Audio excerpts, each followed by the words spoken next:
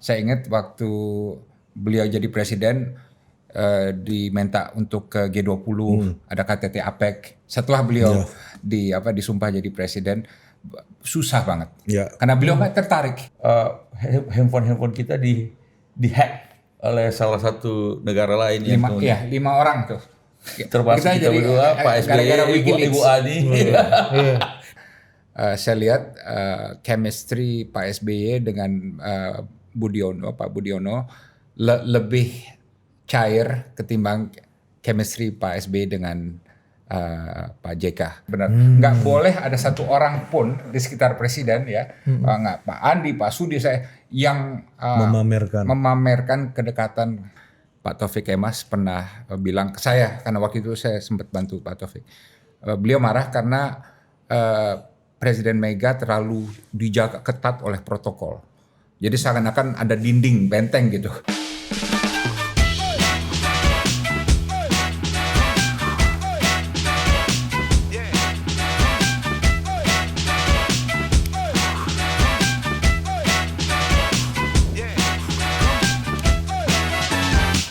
Oke, welcome to Ruang Politik, dan hari ini yang sangat berbahagia dan sangat spesial. Ya, ini adalah program Tali Kasih ya. Yang mempertemukan orang-orang yang sudah lama nggak bersama. Dulu bersama setiap hari, tapi lama nggak bersama. Iya, karena kita yang dari sini dulu. Jangan terlalu panjang, Jen. Oh iya.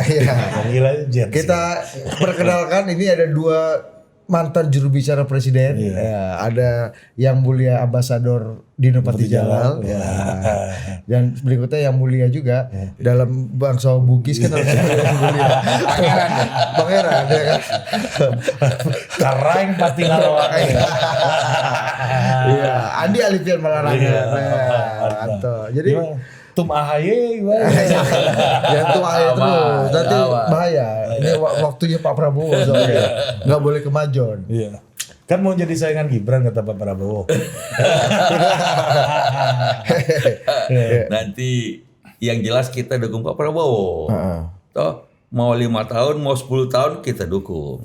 Urusan pasangannya siapa nanti, kita lihat lah nanti. Tapi ini ada pertanyaan penting dulu satu, Om Anto. Benar nggak Partai Demokrat ikut dalam isu ijazah ini? Itu pengalian isu. Bukan style kita, bukan style Pak SBY. Urusan-urusan begini sebenarnya malas juga menjawabnya, karena urusan ini udahlah, sudah ada ranahnya sendiri. Kalau kita ya jelas, saya nggak jelas juga apa sih dia bilang tuh. Yang jelas Itu siapa yang nulis sih, Bos? Nggak jelas juga. Ya, karena kan menganggap ya ada Roy Suryo di situ kok. Enggak, kan udah dicoret dari kakak udah lama kan.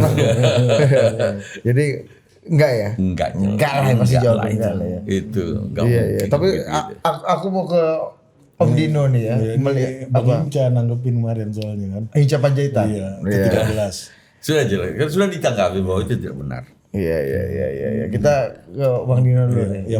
Yang mulia Dino Patijalal ini. Kita bahas dari mana? Ini terlalu banyak ini dapat dari mana ya? Iya. Setahu saya hanya istri saya yang panggil saya yang mulia. Oh, udah bagus banget. Hebat banget, gimana caranya tuh? Bang Dino. Saya pengen juga belajar. Kalau Kayaknya itu istri Ibu Dino adalah istri pertama yang manggil suaminya yang mulia. Kalau saya kebalikannya di rumah. Tapi kalau former ambassador memang Your Excellency. Iya. Ada yang suka sih, Jo nggak bisa. Ambasador adalah jabatan seumur hidup kan? Gelar seumur hidup. Jadi tenang aja, jangan melawan. Jangan melawan. Kita panggil yang mulia ini tenang aja. Gitu. Tapi ada melihat Pak Prabowo ini punya concern yang agak besar banget nggak untuk luar negeri, isu-isu luar negeri ini kayaknya Pak Prabowo sangat. Begitu happy ya saya lihat Bang Dino. Ya, beliau jelas presiden yang paling internasionalis ya, dalam arti kalau kita lihat jadwal perjalanan beliau ke luar negeri dari seluruh presiden itu dalam setahun yang pertama beliau udah jelas yang paling intensitasnya. Bahkan dibanding Gus Dur. Nah, apa bedanya sama Gus Dur juga yang katanya? Saya kira kalau dilihat setahun pertama jauh melebihi. Ya, kalau kita lihat kan daftar negara-negaranya gitu ya.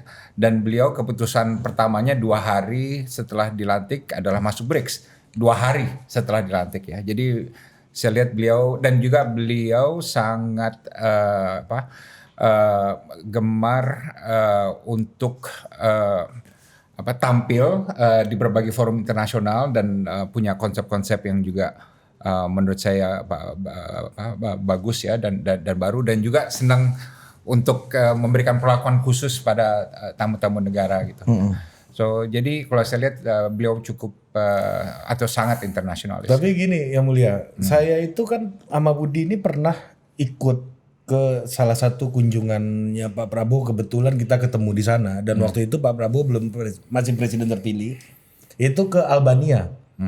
Ya, Itu negara skena banget. Iya, negara skena banget dan agak susah membayangkan ada kunjungan presiden terpilih ini ke Albania gitu kan. Dan Nggak mainstream ya. nggak mainstream. Nah, pertanyaannya adalah dengan mengambil jalur ke BRICS gitu ya Pak Prabowo, salah satu keputusan paling radikal di awal presidensinya Pak Prabowo mengambil masuk ke BRICS. Apakah sebenarnya di dalam tatanan geopolitik kita ini masih ada ideologi kanan kiri atau aliansi mana atau seperti apa sih sebenarnya petanya? Ya, jadi jujurnya melawan nekolim dan imperialisme masih gitu relevan ya. kan? Gitu. Jujurnya memang banyak diplomat Barat yang agak khawatir tuh mana Indonesia masuk BRICS dan menanyakan ini gimana Indonesia arahnya. Tapi sudah dibuktikan oleh Presiden Prabowo bahwa Indonesia masuk BRICS tapi tidak berarti kita anti Barat. Ya, apa buktinya kita juga mau masuk OECD ya. Kemudian kita juga akan masuk CPTPP. Ya, perjanjian Trans-Pacific Partnership yang Amerika keluar, Trump keluar. Ya, nah itu kan Barat punya juga. Amerika, Tiongkok nggak ada di sana, Rusia juga nggak ada di sana. Gitu. Jadi intinya ini beliau menambah platform bagi kita, menambah platform. Nah, pertanyaan yang besar adalah dengan semua platform ini nanti beliau mau apa? Ya, where is he taking Indonesia in the world gitu. Nah ini yang menurut saya the next stage, the next question yang harus dijawab oleh beliau.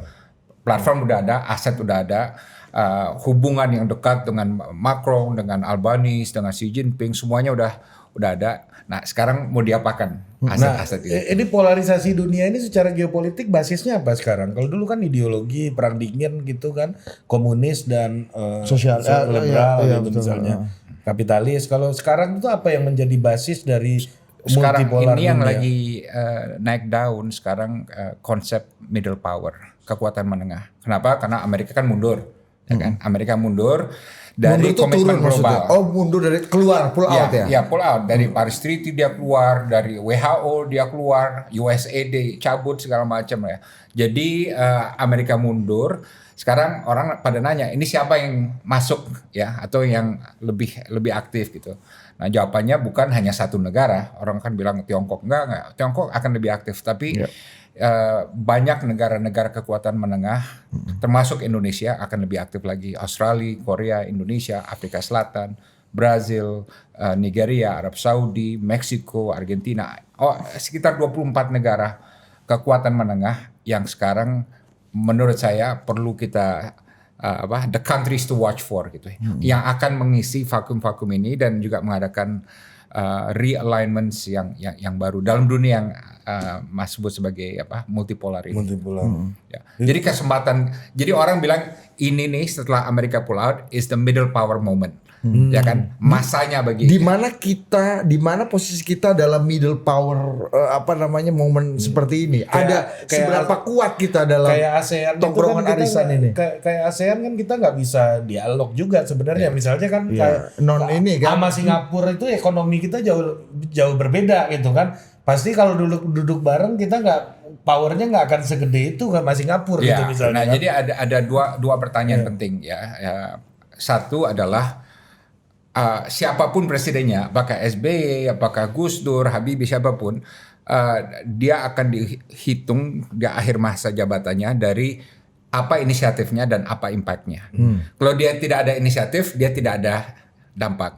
Atau ada inisiatif tapi nggak bagus, dampaknya juga jelek. Dan yang paling indah tentu inisiatif bagus, dampaknya juga bagus. Kayak Pak SBY dulu kan inisiatif G20 Ya. ya kan dampaknya sampai sekarang luar biasa. Ya. Jadi nanti pertanyaan berikut ya dari Pak Prabowo setelah udah kemana-mana ini segala macam, apa inisiatifnya beliau nanti dan apa impactnya. Kan sampai sekarang kan kita masih menunggu ya inisiatif itu. Nah, the next question after that, kalau beliau nanti ada inisiatif yang akan diumumkan, koalisinya apa? Kan everything yang kita Memilih kerjakan. temannya siapa gitu. Nah, ada 190 negara. Ponconya siapa nih untuk mencapai X ini gitu. Right. Nah, itu yang harus sekarang udah beliau mulai strategikan. Kan udah dekat dengan Macron, udah dekat dengan Albanese, sudah dekat dengan ini dan itu Modi juga, right?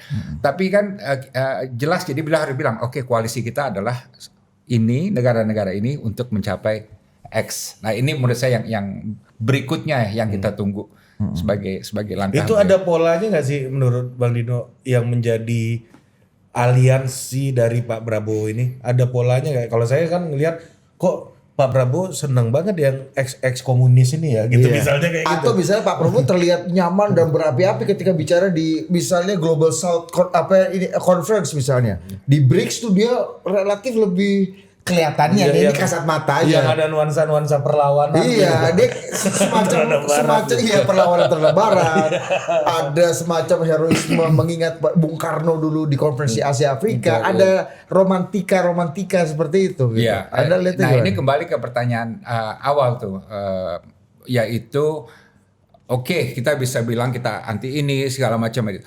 Tapi apa yang sedang kita perjuangkan, ya kan? Satu hal yang ini aja, yang mudah itu dulu Presiden Soeharto very simple, dia mau ada konstitusi laut dunia. UNCLOS namanya. Kenapa? Karena kita memperjuangkan wawasan Nusantara kan. Jadi dengan itu kita mulai bangun koalisi dengan Fiji misalnya, dengan beberapa negara Filipina ya kan dan lain sebagainya gitu. Dan akhirnya apa? Tercapai. Setelah berunding puluhan tahun, akhirnya ada konstitusi laut dunia di mana kepentingan Indonesia. Nah, dan Pak Hasim Jalal di situ punya role play yang legacy yang prominent. Jadi kalau saya melihatnya begini, kalau sebagai orang yang lebih banyak bicara tentang dalam negeri, sudah betul sekarang kita punya presiden yang foreign policy president. Presiden yang punya peduli terhadap, karena dunia sedang bergejolak, dunia internasional geopolitik ini sedang bergejolak. Kalau kita punya presiden tidak punya perhatian terhadap dunia internasional, itu akan menyulitkan bagi negeri kita. Apalagi kalau misalnya nggak engage dengan situasi dunia internasional ini. Tinggal bagaimana dengan engagement itu kita mendapatkan dunia lebih baik, punya dampak kata Bung Dino tadi, dan juga apa yang sebesar-besar bisa kita dapat sebagai bangsa dalam proses engagement ini. Berarti benar dong kritiknya Anies Baswedan yang mengatakan bahwa presiden kita selama ini abai dengan forum internasional terutama UN gitu. Yang jelas dunia ini sekarang bukan main. Ada soal, bukan cuma soal BRICS, G20, tapi juga multilateralisme yang sekarang ini sudah boleh dikata mulai ditinggalkan sehingga munculnya unilateralisme dan sebagainya, munculnya polar dunia. Ini kan butuh foreign policy presiden yang engage dalam foreign policy. Kita pun di Indonesia yang rakyatnya lebih banyak bicara tentang politik dalam negeri, tapi kan apa yang terjadi dalam negeri juga terimpak dari apa yang terjadi di dunia global. Tapi kalau kita lihat Amerika misalnya, Presiden Amerika itu kan selalu foreign policy biasanya.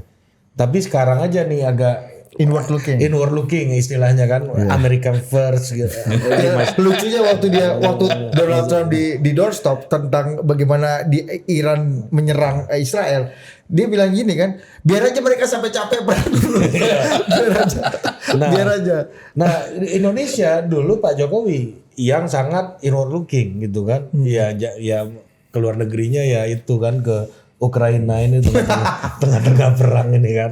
Nah, pertanyaannya Manto ya, seinternasional apakah seorang presiden Indonesia itu dibutuhkan? Yang dibutuhkan seperti apa sebenarnya? Maksud saya, apakah Pak Prabowo ini terlalu internasional? Jangan-jangan lokalnya lost control gitu misalnya, Iya. atau terlalu didelegasikan kepada kekuatan-kekuatan politik tertentu yang membuat Tetap dua-duanya. Ada yang bilang dulu Bung Karno terlalu bicara mengenai keadilan global. Dia lupa di Indonesia akhirnya banyak yang keleleran gitu misalnya. inflasi gitu. Inflasi kata Pak JW itu 600% inflasinya. Nah, kalau kata Bung Panda, jangan kau ambil statistik terus.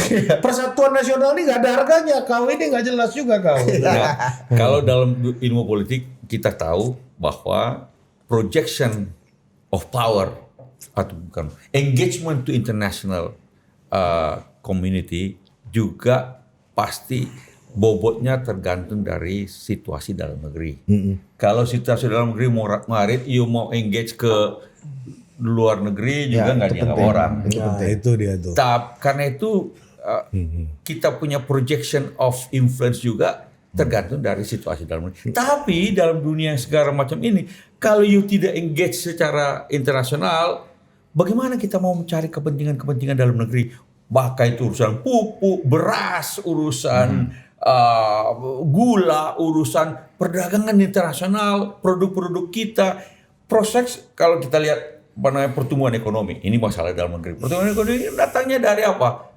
Government spending, consumption, investment. Begitu masuk investment ada datangnya luar negeri. FDI. Terus delta ekspor impor.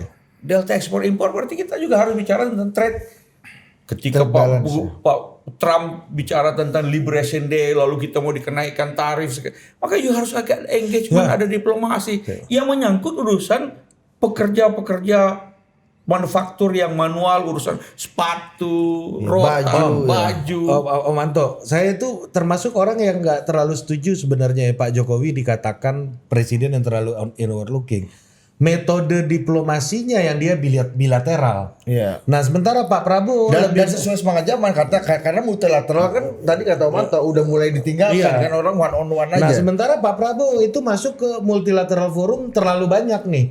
Yang apakah itu masih strategis atau relevan nggak dengan berbagai macam kepentingan dalam negeri kita gitu loh? Saya setuju dengan Bung Dino, ini adalah opsi-opsi platform yang sedang dikembangkan oleh beliau. Tinggal selanjutnya, kan too early to tell. Tapi kalau saya justru betul, kita punya alternatif platform. Dengan BRICS kita, dengan G20, dengan macam-macam yang lain. Tinggal setelah itu, bagaimana menarik sebesar-besar untuk kepentingan rakyat Impact-nya, kita. dampaknya itu pada kita, dan pun juga membuat dunia lebih baik. Oke. Dalam konteks itu. Saya mau pushback dikit yang mengenai Pak Jokowi ya. Kalau saya melihat memang beliau lebih banyak tersedot perhatian pada dalam negeri, paling nggak term yang pertama. Ya kenapa? Saya ingat waktu beliau jadi presiden diminta untuk ke G20, ada KTT APEC. Setelah beliau disumpah jadi presiden, susah banget. Karena beliau nggak tertarik gitu. Dan itu apa sih? Bahkan ASEAN pun dulu kan banyak cerita-cerita diplomat ya. Beliau sempat bilang ini apa sih perkumpulan hanya ngomong-ngomong aja gitu. Right? Berarti pidato di UN nggak pernah. UN nggak pernah sekalipun dalam 10 tahun kecuali yang online ya dari Indonesia. Dan pernah ada cerita beliau nanya Pak JK waktu itu lagi di New York gitu kan. Pak saya sehari ini 5-10 meeting gitu ya, sibuk dan segala macam. Pak Jokowi bilang ya karena itulah saya nggak mau ke sana. jadi memang interestnya nggak ada gitu, right? Dan kalau kita lihat waktu ini konflik Rusia Ukraina, beliau datang ke Ukraina dan ke Rusia. Dan saya senang juga ya, kita semua senang lihat itu ya. Tapi kan ternyata, dan mohon maaf sekali untuk para pendukung Jokowi, ternyata ini lebih untuk konsumsi dalam negeri, bukan untuk menyelesaikan konflik gitu. Dan saya sendiri merasa, aduh ini kan orang lagi sengsara menderita, ini bukan urusan pencitraan dalam negeri. Kalau kita mau bantu, benar-benar kita bantu. Kayak kita menyelesaikan masalah konflik Kamboja, benar-benar apalagi Ali Atas dan Pak Harto waktu itu menyelesaikan secara serius, nggak peduli pencitraan, optics, media, segala. Yang penting masalah ini selesai dan nggak perlu gembar-gembor. Bahkan yang terakhirnya siapa yang dapat Nobel? Penghargaan lah, kredit ya, Prancis. Karena tapi saya kan ada ikut dalam perundingan. Prancis selama itu hanya duduk di samping Alatas, lebih banyak diam dia. Alatos yang Pak Alex yang ya gitu, right? Tapi beliau tidak melakukan ini untuk kredit, ya kan?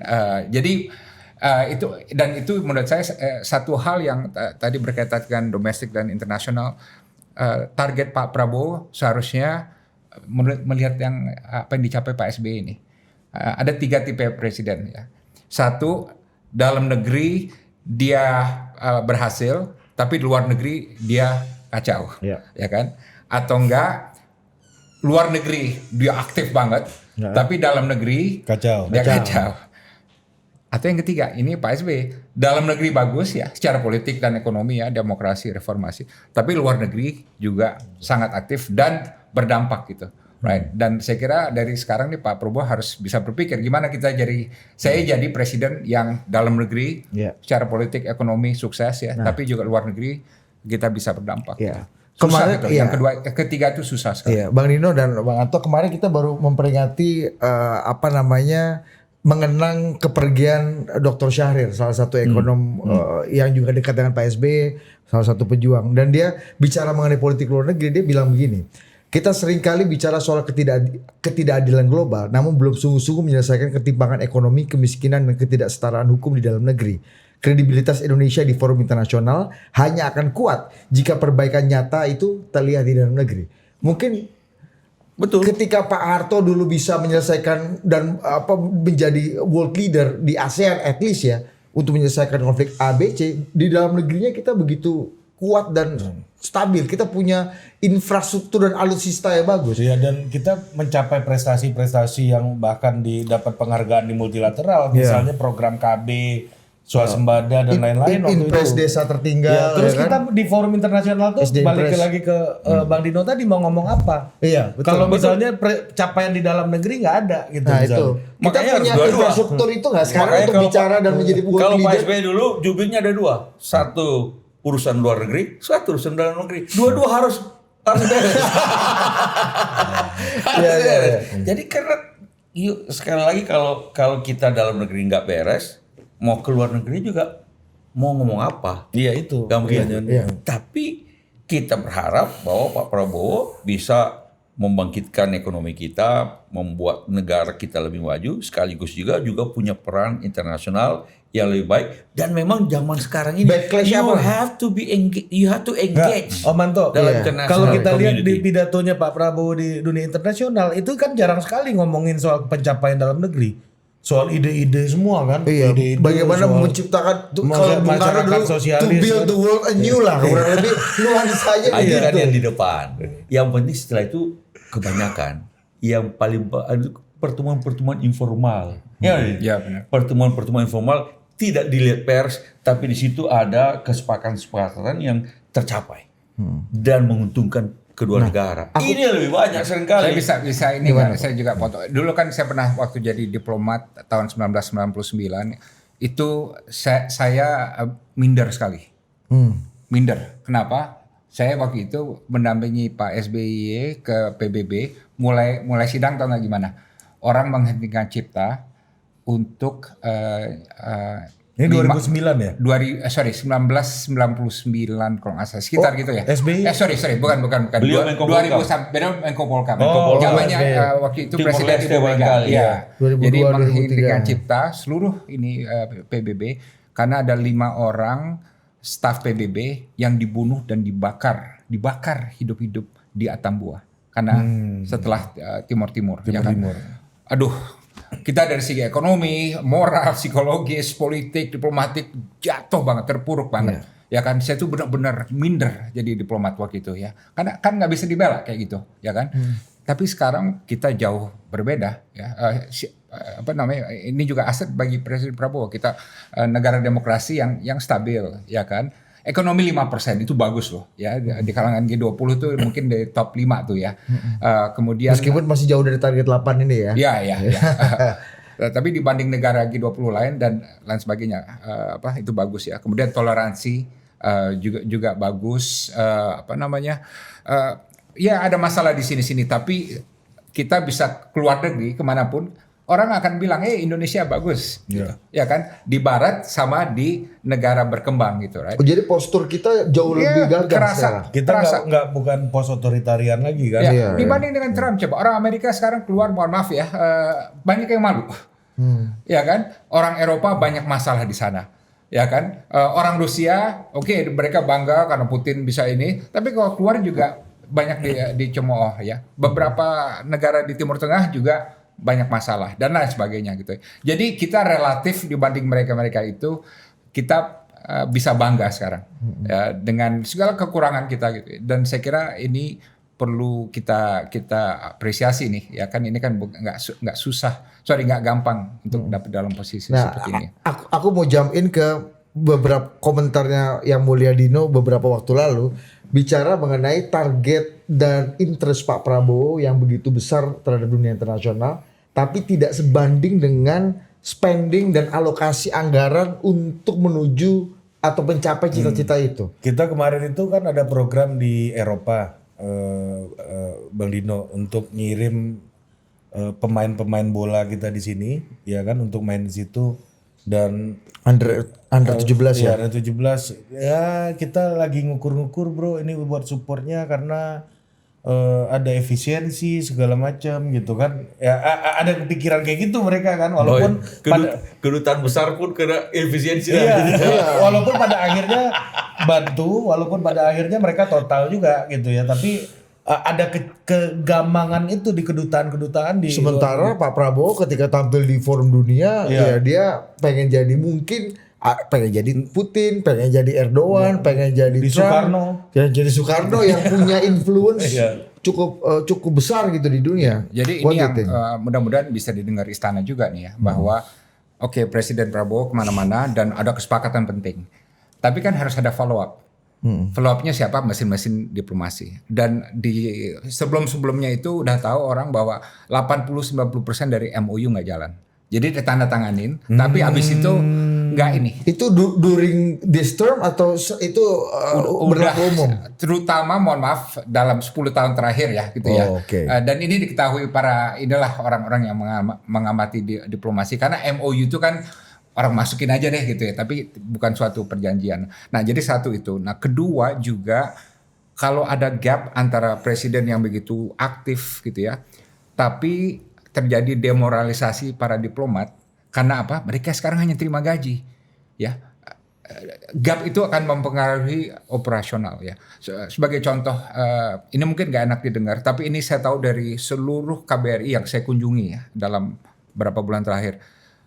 Anggaran untuk resepsi hari kemerdekaan aja udah nggak ada sekarang. Bisa bayang nggak negara G20 ya, G20 kan negara yang ekonomi yang paling terhormat itu, untuk hal yang paling membanggakan sekarang udah nggak ada uang lagi. Kan jadinya ini kan comblang. Ya. Sementara Pak Prabowo di forum-forum internasional kan begitu gagah dan dihormati gitu kan. Nah ini beliau tahu nggak nih? Ya kan, beliau tahu nggak? Saya yakin kan beliau gini, dulu saya kenal beliau sejak waktu saya di London, masuk Kemlu beliau udah juga Kopassus. Pertanyaan pertama kalau mengenai tentara apa? Semangat anak-anak gimana? Right? Dari teman saya dulu Pak Doni Monardo, semua cerita lah itu. Pertanyaan pertama kalau lagi inspeksi, semangat anak-anak gimana? Nah ini semangat diplomat sekarang low sekali, karena bukan karena Pak Menlu atau apa ya, tapi memang karena anggarannya membuat mereka nggak bisa bekerja lagi. Right? Nggak bisa lobby, nggak bisa network, traktir orang aja udah nggak ada uang. Padahal diplomat kerjanya apa? Traktir orang, ya kan, ngajak makan. Saya dulu sering diajak makan sama macam-macam kedutaan-kedutaan itu. Ya sekarang nanya Indonesia. Waktu masih zaman pengamat politik juga, waktu jadi jubir sering diundang. Kalau ada waktu nggak kita pas makan siang memang kita perlu makan siang. Tapi dekat-dekat istana aja. Sama intel-intel. Nah itulah di traktir kita makan siang. Diplomat kita harus begitu juga. Harus lebih aktif untuk mengundang supaya tahu langsung dari tangan pertama apa yang terjadi dan sebagainya, kebijakan-kebijakan penting. Tapi kalau Bang Anto ngeliatnya gimana? Sebenarnya Pak Prabowo pengen jadi seperti apa sih di dalam konstelasi dunia konteks ini? Apa yang disampaikan Saya rasa apa yang dilakukan beliau sudah pas, dalam arti memang Presiden Republik Indonesia negara demokrasi besar di dunia ini harus lebih aktif di dalam komunitas dunia. Nah, tinggal kemudian bagaimana menjadi lebih efektif sehingga berdampak dan kemudian bring back something for our country. Itu kan dua hal itu, berdampak dan membuat sesuatu bagi kita. Nah, ini memang saya juga mendukung agar supaya teman-teman di diplomat kita di seluruh kedutaan dan konsul jenderal Republik Indonesia diberdayakan supaya supaya lebih efektif kerja-kerja itu segala macam. Ya MOU itu kalau cuma segera ditandatangani dan tidak di follow up terus, dan yang follow up itu mereka dulu kalau waktu saya masih mahasiswa dulu di Konjen Chicago, paling tidak untuk mahasiswa Indonesia kalau 17 Agustus bukan cuma bikin resepsi begitu, bikin pertandingan kejuaraan olahraga. Lomba 17-an. Lomba 17-an, menang kita $100 waktu itu. Jadi ada pertandingan pingpong dapat kita $100. Pertandingan tenis paling enggak gua dapat $200 tiap kali. Karena pingpong dan tenis ya. Pingpong dan tenis juara. Ada perlombaan gaple. Kalau ada gaple Anda dapat $300 tuh. Iya. Anggaran itu harus ada. Sekarang ini untuk ini juga hasil pembicaraan dengan orang. Untuk Lebaran sama 17 Agustusan itu kan hanya 2 hari di mana rakyat Indonesia di luar negeri ketemu gitu ya. Itu aja mereka sekarang udah nggak ada nih, kita harus cut orang yang mau datang. Jadi untuk Lebaran itu udah hampir minim sekali kondisi untuk menjamu gitu ya, mungkin hanya air putih atau ini, termasuk juga orang yang dibatasi. Kalau tadinya tahun sebelumnya mungkin 6.000, sekarang hanya 1.000-2.000 misalnya. Jadi ini kan mempengaruhi psyche kita, karena tugas diplomat kita apa? Membina warga negara kan. Nah, pada momen-momen di mana warga negara perlu kita rangkul segala macam, tapi nggak ada dananya, ini juga mempengaruhi kewibawaan mereka di luar negeri. Ini penting itu ya. Mengkhawatirkan itu ya berarti ya. Iya, dan matters banget ya ternyata. Maksudku untuk hal kayak gitu ya. TKI kita Iya, ada di mana-mana. Untuk mengurusi mereka kan perlu ada.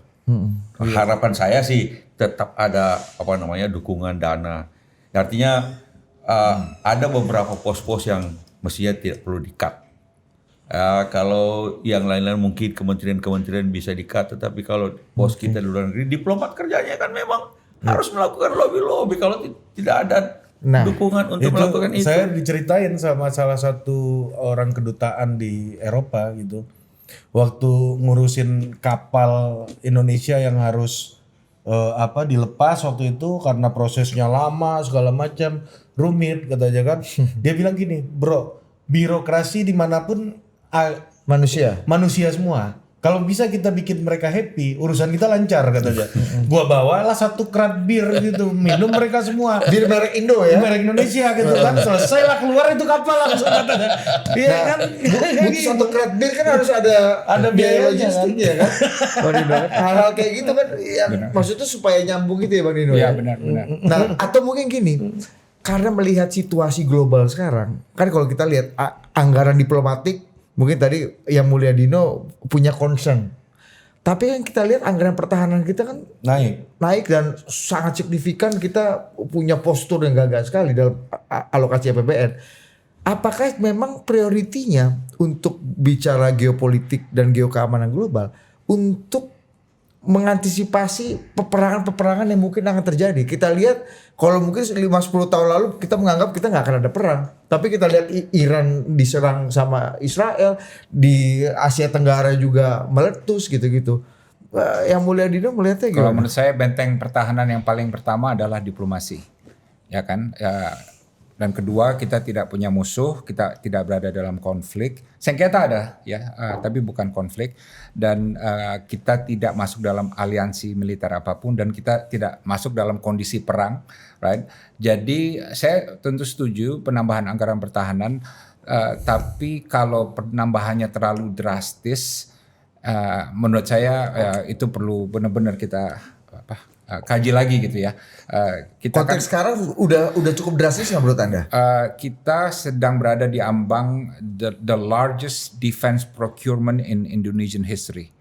apa namanya procurement pembelanjaan alutsista terbesar dalam sejarah Indonesia nih ke depannya. Dan it's okay, cuma menurut saya coba misalnya 10% dari anggaran itu dipindahin ke anggaran diplomasi misalnya, ya kan? Yeah. Dan kita juga tidak perlu banget, menurut saya pada saat ini angkatan bersenjata yang seperti itu tuh, yang apa namanya se-ambisius itu, right? Jadi kalau menurut saya mungkin perlu ada penyesuaian ya, apa namanya, tidak terlalu urgen. Pembelian alutsista yang sebesar ini gitu. Bukankah Ini bayar pajak ya. Oh, iya. Sorry, maaf. Bukankah meletusnya perang di mana-mana itu menjadi dipersiapkan. Iya, menjadi legitimasi sebenarnya buat Pak Prabowo untuk bener kan? Kita harus concern untuk mencegah peperangan dengan menambah procurement pertahanan gitu kan? Kalau saya melihatnya begini, zaman PSBY dulu ditetapkan namanya minimum essential forces. Jadi dirumuskanlah pada waktu itu apa yang bare minimum kalau kita mau mempertahankan negeri ini dari kemungkinan serangan. Maka itulah minimum essential forces dirumuskan. Tapi itu bukan berarti minimum selamanya. Pada waktu keuangan negara menjadi lebih baik, maka yang tadi minimum itu bisa lebih tinggi lagi. Tergantung dari situasi keamanan di dalam kawasan di mana kita berada di dunia inilah. Dan kemudian juga tergantung dari kemampuan keuangan negara. Tentu saja mengikut dari prioritas-prioritas yang ditetapkan oleh presiden yang sedang saat itu menjabat. So memang terbuka ruang untuk melakukan lebih memperkuat lagi dari yang sekedar minimum tadi itu. Karena waktu itu Pak SBY memang ditinggali waktu Pak SBY jadi presiden, rasio utang kita itu dengan GDP adalah 54%.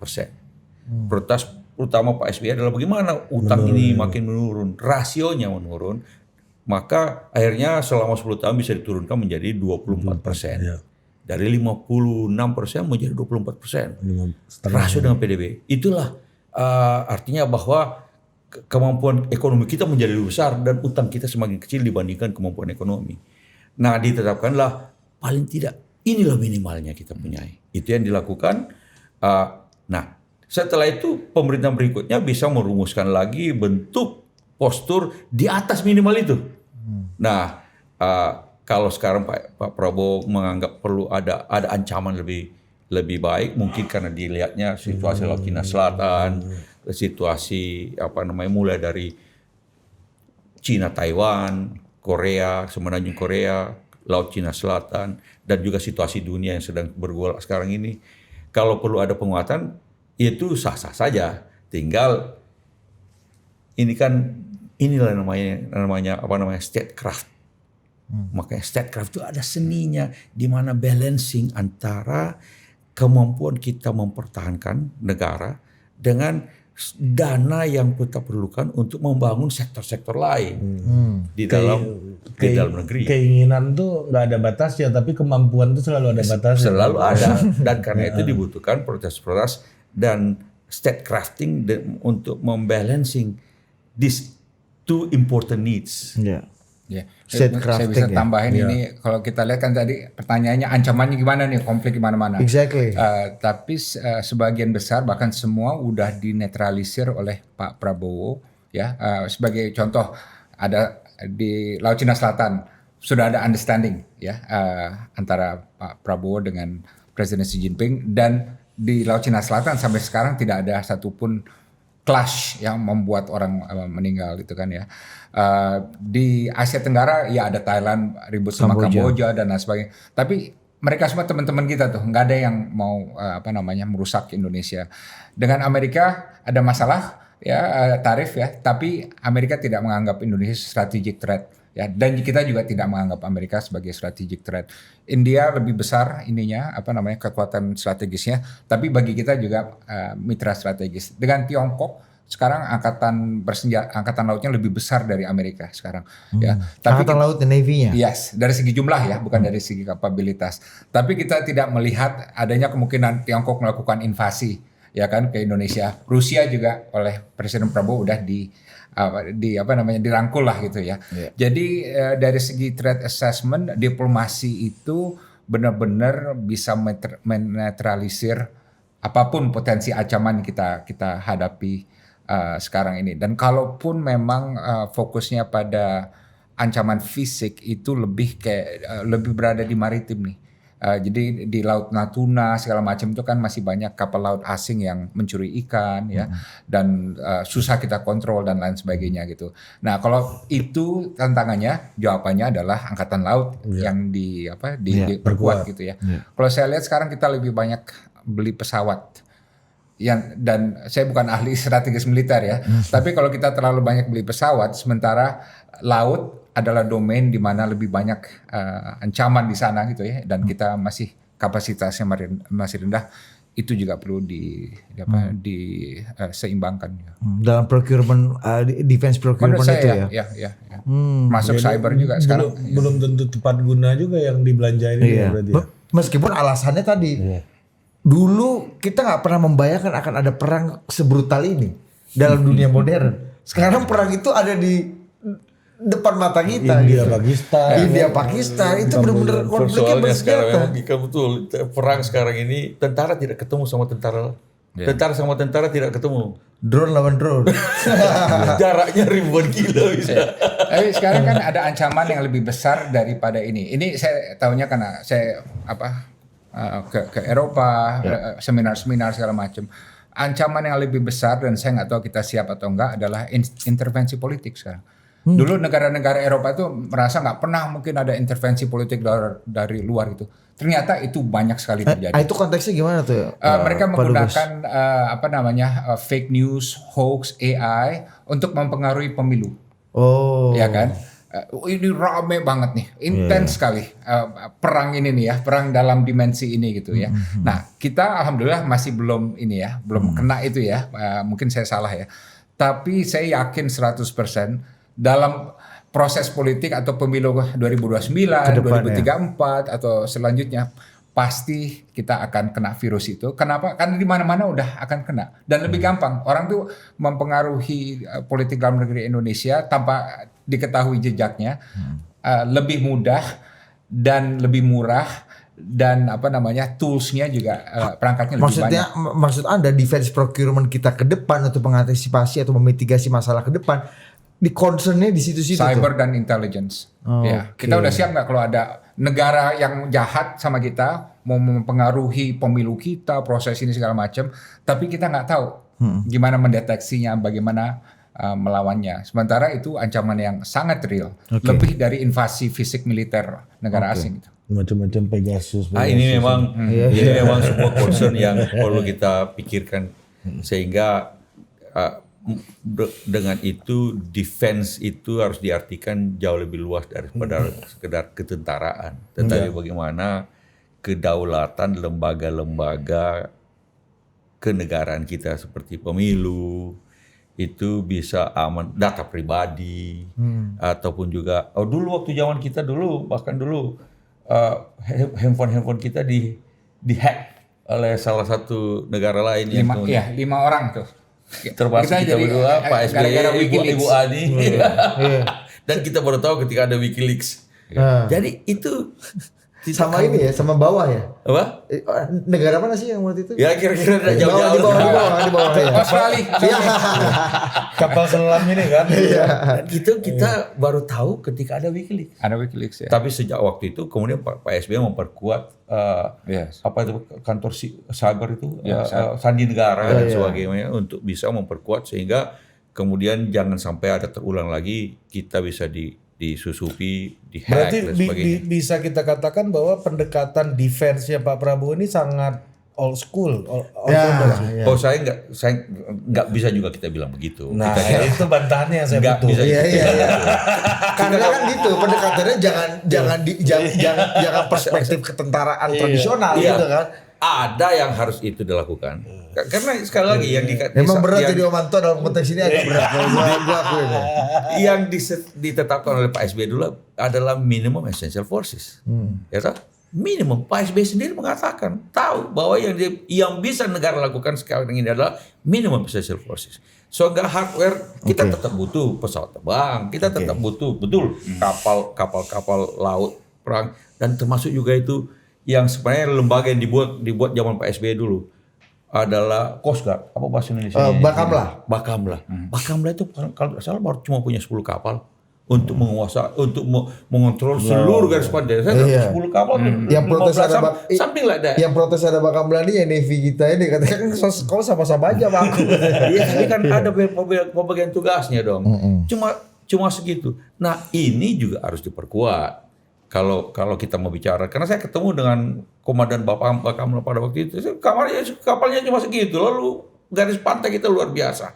Nah, ini harus juga diperkuat. Tapi di samping itu juga bahwa yang hal-hal yang serangan-serangan jenis baru ini tetap juga harus diperkuat. Semua harus tinggal memang bagaimana caranya mempunyai resources yang cukup dan protes-protes yang Uangnya baik. terbatas, kemampuannya terbatas. Bahkan memang harus ada balance di situ. Bahkan trade itu hari ini bukan hanya state actor ya, Bang Dino. Jangan-jangan non state actor juga lebih membahayakan. Misalnya beberapa negara sekarang dengan tegas memblokir media sosial tertentu gitu misalnya karena dianggap sebagai the reason of instability gitu. Atau Pak Prabowo dalam banyak pidato ya kan selalu bilang kita ini diobok-obok asing, asing yang mau ngobok-obok, dan asingnya bukan berarti Donald Trump, Xi Jinping. Belum tentu state actor. Iya, gitu. Bisa saja NGO, bisa yang disebut apa namanya lembaga-lembaga non state actor, ormas dianggap gitu.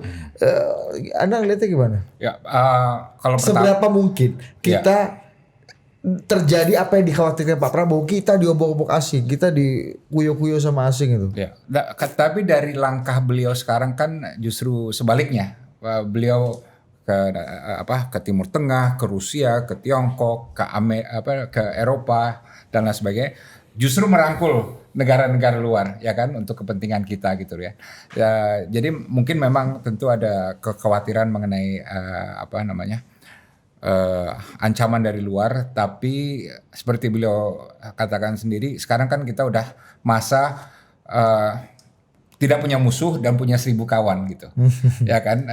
Jadi mungkin itu yang saya pegang tuh ya, bahwa kita akan lebih kuat kalau kita banyak teman, ya kan. Tapi masih masuk akal nggak sih Bang Dino kita diintervensi dan diobok-obok sama asing dalam konteks non state actor itu? Kalau saya melihat Eropa aja kena, ya kan.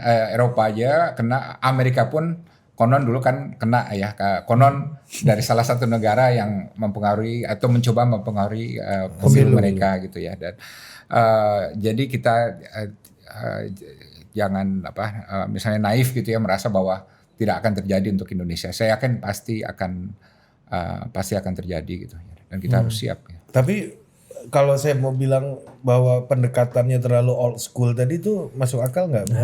Setuju nggak Bang Dino? Tradisional dan old school. Saya kira Pak Prabowo itu paham sekali mengenai defense ya, karena beliau Menteri Pertahanan dan seorang jenderal yang berpengalaman, dan beliau paham bahwa kebutuhan pertahanan dan keamanan udah beda sekarang. Nah, cuma tentu harus terus dikaji terus nih, ya kan. Pokoknya jangan ada suatu kebijakan kalau kurang cocok nggak di adjust gitu ya. Oke, Bang Anto. Ya, intervensi asing nih, ini penting nih. Karena banyak kali pidatonya macam itu. memang dunia ini makin kecil, makin gampang kita. Ya misalnya ada sebuah negara bombardir kita dengan media sosial, lalu kemudian media sosial itu mengungkapkan pikiran-pikiran tentang isu-isu politik dalam negeri kita secara bias ke arah tertentu. Itu, dan masyarakat kita kan nggak bisa ngerti dari mana sumbernya, tapi kemudian pikiran itu yang merajai media sosial kita segala macam. Bisa-bisa rakyat kita terpengaruh. Itu saja dalam konteks public opini. Yang biasanya kan menyangkut pemilu kan akhirnya public opini. Bukan langsung menghacking KPU-nya, itu bisa juga dilakukan. menghacking KPU apa segala macam. Tapi itu terlalu kasar, yang brutal. Itu serangan-serangan cyber lah Itu. kalau itu ya. Tapi membentuk public opinion dalam negeri untuk sebuah kebijakan tertentu Iya. itu bisa dilakukan dari luar media sosial. Dan untuk menetralisir itu kan kita butuh kecanggihan juga di pihak baik pemerintah maupun juga dunia media kita sendiri tentang bagaimana fact checking dan segala macam. Ini agenda global apa enggak kan? Nah gitu-gitu Kan kan begitu. selalu ada atensi kayak gitu. Nah. Tapi Bang Ato ngelihat Donald Trump yang tadi kata Ari inward looking dan memutus atau shutdown lah banyak proyek-proyek internasional Amerika, itu menjadi kabar baik nggak buat kita? Sebenarnya itu kabar buruk bagi Amerika. Cuma orang Amerika sendiri tidak mengerti. Gimana tuh? Amerika kehilangan soft power in the world. Kehilangan The pengaruh. only one dia punya sekarang ini adalah hard power. Yang itu dia gunakan untuk negosiasi tarif, yang itu dia gunakan untuk intervensi dalam berbagai macam politik dunia, geopolitik. Hard power. Padahal dia main hard power sama China bisa kalah. Oh, kan? bisa kalah Tapi dia. soft power kita walaupun Amerika dianggap turun, kita nggak lantas berbahasa Cina juga. Sekarang siapa yang paling berpengaruh di negara di dunia sekarang ini? Tiongkok yang mempunyai soft power itu dengan bantuan-bantuan ke seluruh dunia dengan istilah apa tuh? Belt One Belt and Road Road Initiative. Iya, Belt and Road Initiative. Belt and Road Initiative di semua sampai Afrika, Amerika Latin, Eropa. Yang itu semua soft power. Jadi kalau bicara tentang apalagi negara-negara kecil, saya pernah ke Timor Leste atau di negara-negara kecil-kecil di beberapa tempat, hampir semuanya yang muncul di situ adalah Cina. Tiongkok. Baik jalannya, gedungnya, apa yang bikin apa? Tiongkok. Nah, ini Amerika kehilangan pengaruh di dunia. Dan itu susah untuk kembali lagi. Iya, benar ya. Misalnya pemilu berikutnya presiden Amerika baru lagi, lalu kemudian mau mengoreksi kesalahan Trump, it takes years, belum tentu juga orang percaya. Iya. Orang Eropa misalnya sekarang pemimpin Eropa mau percaya sama presiden Amerika. Nanti besok ganti lagi, sudahlah kita nggak usah dianggap lah Amerika tuh. USA kan juga udah shutdown kan ya? Shutdown semua. Dunia ini kan? Iya. Padahal kredibilitas pemimpin negara itu jauh lebih penting ketimbang sekedar kemampuan militernya. Tapi itu that's good news nggak buat kita nih yang dalam konteks ya ketakutan ya Pak Prabowo akan diobok-obok oleh agenda global. Persoalan bagi lewat kita itu, orang intervensi. kalau kita lihat dalam konteks dalam negeri Indonesia, ini membuat ekonomi jadi jungkir balik menjadi sesuatu yang unpredictable bagi kita orang Indonesia atau negara Indonesia yang mencoba untuk memajukan negerinya. Bagaimana deal nih dengan Amerika? Negosiasi sebentar 36, sebentar naik tambah 10, sebentar turun sekarang 19. Iya. Tapi bagaimana dengan negara lain?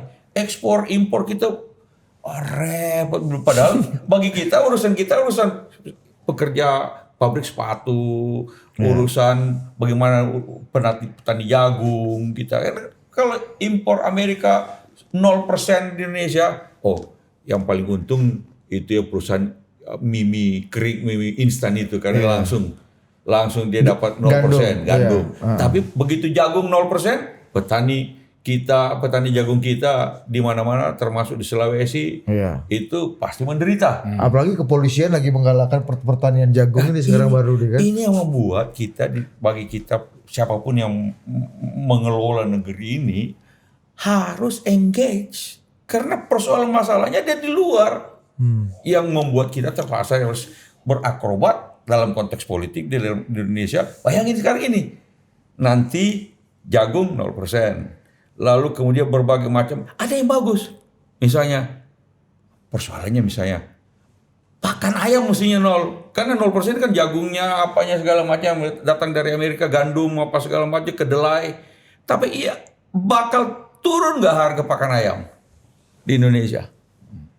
Jangan-jangan impornya harganya turun, pengusaha tetap tidak mau kasih turun, dia mau dapat margin lebih banyak, harga tetap di pasaran. Ini harus Coba lihat ini. Harus tanya Bambang. Kalau harga pakan ayam tidak turun, harga ayam potong tidak turun, harga telur tidak turun, berarti yang ambil margin dari 0% tarif itu pengusaha. Dan rakyat tetap mendapatkan harga yang inflasi tetap tinggi. Inflasinya tinggi, padahal sudah 0%. Ini yang kita mesti lihat dampaknya. Nah, bagi saya menteri-menterinya Pak Prabowo, Presiden Prabowo harus ngurus ini semua.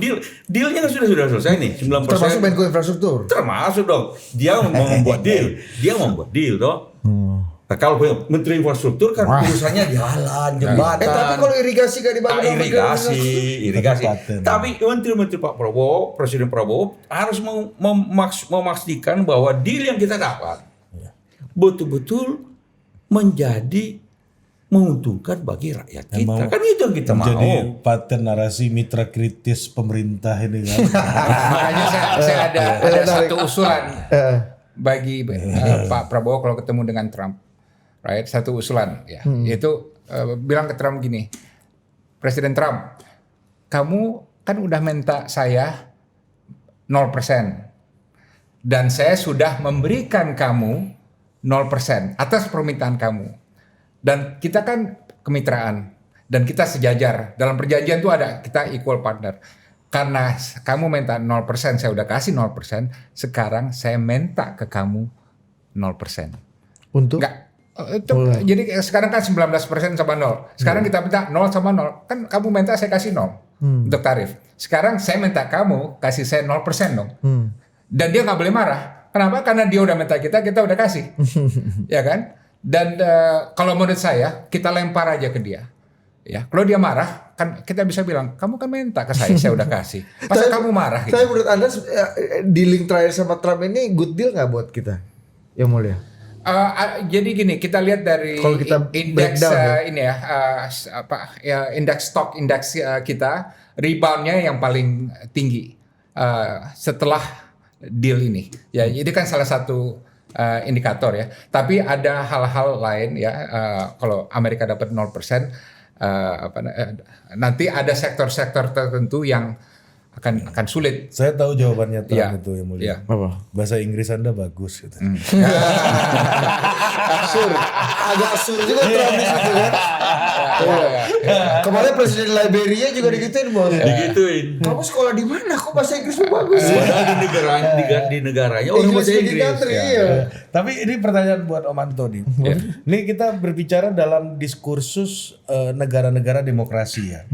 Dengan apa yang terjadi misalnya di terutama dari akademisi dari Australia ya, di ANU nih. Misalnya Jokowi dan otoritarianisme, ada Itu blame, backsliding demokrasi, ekonomi, the economist artificial Pokoknya index, inilah. ya kan? Indeks Ya, demokrasi. Iya, yang memperlihatkan ada penurunan demokrasi. Economic setelah- Intelligence Unit. Iya, Economic Intelligence Unit yang memperlihatkan bagaimana decline-nya demokrasi dan lain-lain isu globalnya gitu ya.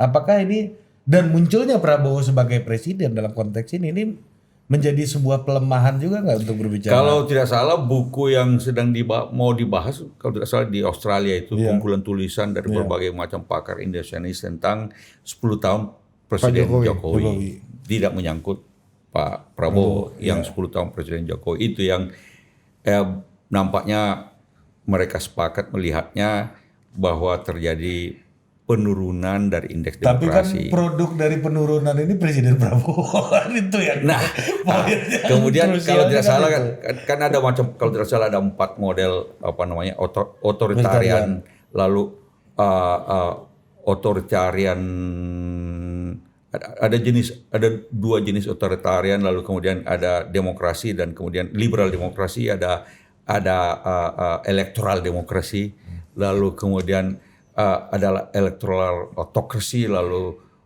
otoritarian macam kayak ada semacam begitu.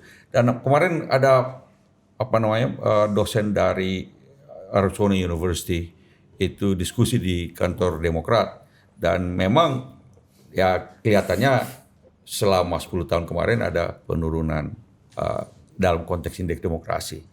Yang mudah-mudahan kita harapkan dalam 5 tahun 10 tahun ke depan zaman Presiden Prabowo itu kita bisa rebound lagi karena waktu zaman SBY naik dia indeks demokrasi itu dan kemudian ya kita harap pertama dalam konteks nilai-nilai demokrasi nilai-nilai reformasi, jangan sampai ada proses U-turn. Yang kita harapkan tidak ada U-turn dalam konteks itu. Tapi kita melihat misalnya salah satu indikator demokrasi itu bekerja dengan baik adalah lembaga parlemen itu menjadi check and balance yang efektif gitu. Apakah Itu juga tanda-tanda itu udah kelihatan? Maksudnya menuju perbaikan apa Menuju enggak perbaikan gitu atau ya. enggak? Nah, kalau sekarang ini kita too early to tell. Ini kita harus kasih kesempatan kepada pemerintahan yang sekarang ini untuk bekerja dengan sebaik-baiknya, baru kemudian kita melakukan penilaian. Yang dilakukan teman-teman guru dosen-dosen profesor di Australia itu ya masa 10 tahun Pak Jokowi, dan ya unfortunately tapi itu sudah lewat. Yang kita harapkan bahwa ke depan bisa lebih baik lagi, dan itu yang kita harapkan dari pemerintahan Presiden Prabowo ini, bisa 5 tahun, kemudian bisa saja 10 tahun lagi, sehingga negeri kita menjadi lebih baik lah dari masa ke masa, dari presiden ke presiden. Jangan sampai ada penurunan lagi. Iya, tapi kan kalau kita lihat Jokowi ya waktu itu munculnya kan Om Anto, itu kan berdasarkan dengan optimisme dan gairah orang terhadap demokrasi yang diupayakan oleh pemerintahan SBY. Ketika kita bisa bilang bahwa pemerintahan SBY udah berhasil, Presiden SBY itu berhasil membawa kita ke taraf demokrasi tertentu sehingga orang bisa punya selera namanya Jokowi. Ya, demokrasinya tinggal landas harusnya. Iya, karena kalau Sampul majalah Time waktu itu masih ada loh. Sampul majalah Time. New Hope. New Hope. Karena Iya kan? Itu kan Jokowi muncul itu kan sebagai sebuah KPI kerjanya SBY dalam membuat taraf demokrasi kita naik, itu bisa kita bilang approve gitu sehingga Jokowi bisa melenggang kan. Iya, betul. Karena substratnya udah diciptakan nama SBY. Nah, ini kan nuansanya kayak Obama menang 2008 Nah, ya. ini kan setelah Presiden Prabowo dilantik, ada isu backsliding demokrasi, declining demokrasi. Dan itu bukan hanya di Indonesia backslidingnya Iya, ya. dan di banyak tempat. Banyak tempat, termasuk Jokowi yang di dalam konteks buku ini 10 tahun ini. Dan lahirlah pemerintahan yang ingin memajukan anggaran militernya banyak tadi seperti yang Mulia Dino sampaikan, terus ini juga militerisasi jabatan-jabatan sipil gitu. Ya, kalau saya bisa lebih jauh lagi mengatakan bahwa orang macam Pak Jokowi bisa jadi presiden karena ada orang macam saya bekerja tentang otonomi daerah. Maksud saya itu salah satunya itu. Kalau nggak ada otonomi daerah, bagaimana mungkin sebuah orang wali kota bisa jadi gubernur lalu jadi presiden? Ini perancang undang-undang karena otonomi daerah ada. Iya. Ketika daerah diberikan kewenangan, muncul orang-orang jadi wali kota, menonjol di situ, lalu jadi gubernur, habis jadi gubernur menonjol lagi jadi gubernur, jadi presiden, dan konteks politiknya pas waktu itu. Nah, saya bisa lebih lanjut. Tapi memang kemudian setelah orang itu menjabat, ya memang penilaiannya menjadi apa yang dilakukannya. Jadi tadi Pak SBY tadi menarik tentang pidato peradaban. Dia bilang ada tentang the origin of power, dari mana kekuasaan itu didapatkan. Dan yang kedua dia bilang the use of power, the exercise of power. Bagaimana orang itu kemudian menjalankan kekuasaan, menggunakan kekuasaannya. Nah, pada waktu dia mendapatkan jabatan itu, menggunakan kekuasaannya, diberi waktu term 5 tahun, 10 tahun maksimum. Silahkan melihat apa yang dan dalam konteks itu tidak bisa lagunya ojo dibanding-bandingke. Harus bisa dibanding-bandingke. Harus dibanding-bandingke. Harus bisa dibanding-bandingke. Sehingga kemudian rakyat bisa melihat bagaimana, dan kemudian indikator-indikator yang jelas, sehingga kita bisa mengatakan, oh kalau begitu ke depan harus begini dong. Nah, sekarang zamannya Pak Prabowo. Jangan-jangan nuansa dunianya lagi nggak ke situ Bang Anto, karena ya kita lihat ada Trump, kita lihat backsliding demokrasinya. Kemarin Perdana Menteri Thailand diturunkan lagi nih. Dan jangan-jangan militer bisa naik lagi. Kita nggak tahu, Myanmar belum mentas-mentas nih militer setelah Aung San Suu Kyi digulingkan. Makanya ini saya lihat tadi kan indikatornya apakah lembaga itu akan dilecehkan atau apa. Indikator kedua, nah saya kan sekarang udah di civil society ya. Indikator kedua, apakah ruang bagi civil society, masyarakat madani itu bisa dijaga. Karena di Amerika sendiri sekarang Trump mengunjok, merongrong, mengintimidasi civil society. Padahal itu negara yang terkenal paling demokratis konon gitu ya. Nah jadi dan saya jujur di kalangan masyarakat Madani banyak orang yang khawatir nih di Indonesia nasib mereka gimana. Karena tools untuk gebukin mereka ya melalui KUHP lah, melalui ini, melalui itu cukup banyak gitu ya. Jadi mudah-mudahan istana, presiden dan pemerintah itu peka bahwa kadang-kadang mereka kritis, tapi nggak apa-apa ya, itu sehat bagi bagi demokrasi gitu ya. Jadi mungkin itu indikator keduanya, civil society yang harus dihormati ruangnya ya dan dipelihara sebagai bagian dari harus tetap jadi priority nggak Yang Mulia? Karena melihat situasi sekarangnya kayaknya prioritinya bukan itu. Kita ngomong sama Trump soal demokrasi juga jangan-jangan diketawain juga sama Trump kan. Kau ini cuma kita kau demokrasi panjang urusan Anda benar sekali appetite untuk itu dari Amerika ya, untuk masalah demokrasi, hak asasi manusia udah karena dia jauh promotor berkurang. utamanya kan. Iya. Biasanya kan. Nah, sama kayak China juga nggak demokrasi juga. Jadi agak cocok nih Jinping sama Trump dalam konteks ini ya. Ketemu barang ini kan. Jadi kata Prabowo, buku Australia ini apa gunanya gue ikutin ya? Iya. Kayak gitu. Tapi kita kan sudah sepakat dengan model demokrasi. Jadi Benar. kalau Anda ada yang ingin model-model Cina nggak pas. Karena kita sudah sepakat model demokrasi, kedaulatan rakyat. Rakyat yang dipertuan di negeri ini. Kita juga sudah sepakat bahwa kekuasaan itu tak terbatas. Bahasanya begitu. Karena itu kita harus konsisten ke situ. Dalam konteks demokrasi ada beberapa indikator yang perlu kita lihat. Yang pertama election, free and fair election. Ini lebih mudah. Free and fair election.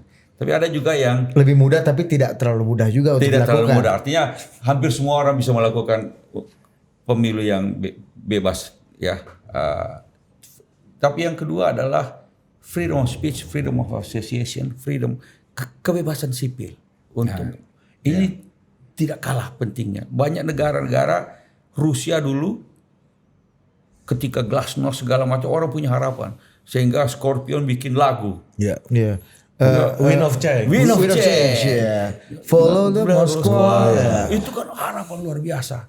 Tapi ketika dia tidak bisa menjaga tentang freedom of speech, freedom of association, ini segala macam, dia langsung menurun. Yang ketiga, apolitical bureaucracy. Bagaimana birokrasi tidak terpengaruh sama politik, istilah-istilah parcok dan sebagainya, nggak boleh ada negeri ini. Parjo. Ya, atau parjo atau parcok, nggak boleh ada. Dan nggak boleh menjadi bagian dari kompetisi politik di negeri ini. Dan instrumen elektoral. Atau instrumen elektoral, nggak boleh. Baru yang kalau ngintip-ngintip boleh yang lah. ketiga, yang terakhir adalah the rule of law.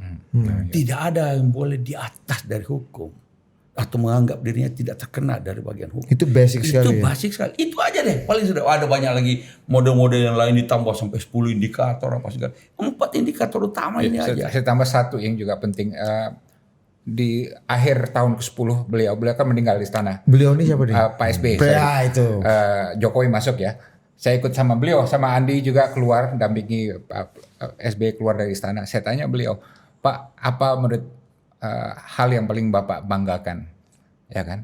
Saya tanya, interesting question kan? Selama 10 tahun Bapak menjadi apa yang beliau bilang, Din, yang saya banggakan, saya tidak pernah menuruti godaan untuk menambah kekuasaan.